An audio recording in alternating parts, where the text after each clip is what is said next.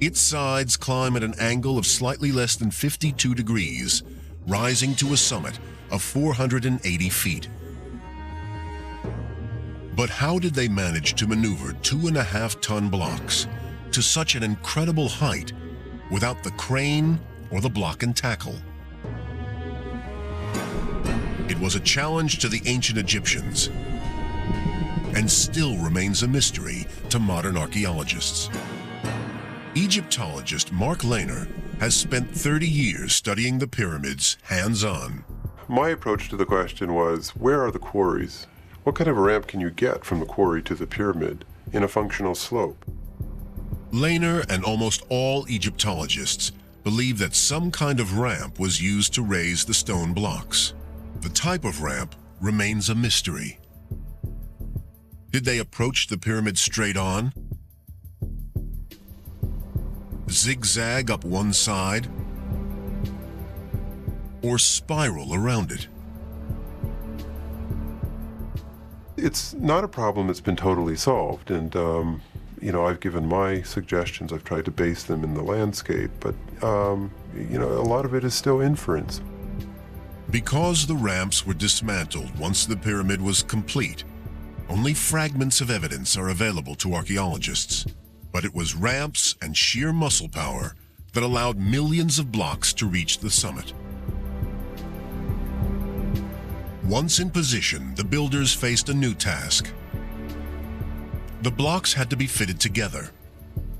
Surprisingly, in such a precise build, a large proportion of the internal stones were just roughly finished. The gaps between them were filled with rubble and gypsum mortar. In between the blocks were stuffed lots of limestone chippings mixed with a huge dollops of mortar. And it sets just like modern concrete. But every stone that would be visible when the build was completed was placed with amazing precision. In the Great Pyramid, the blocks of the burial chamber fit precisely.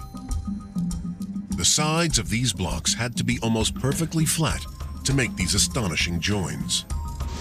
This precision engineering was achieved using the most rudimentary of tools. Yes, we'll use this rods and string tool in order to find out whether the surface is truly flat. And by using a third rod, which is the same length as the other two rods joined by the string, which is now pulled very taut, we can see if it just slips under. Now, we've got a bit of a high spot there. Now, in ancient times, they would mark that simply by putting some red ochre on, just to remind the workers where to go to, and check along the length of the string. The ancient mason would use the rods and string to spot imperfections and then mark them with red ochre to show where more work was needed. Using two further tools, this one being a flint scraper and this one being a sandstone rubber, now we can use the marks as a guide to scrape away the high point like so. And it's obvious that as you scrape, the mark disappears, and with it, of course, the high spot. This same technique was also used in the final stage of construction. The rough internal blocks were covered with an outer casing of perfectly smooth stone.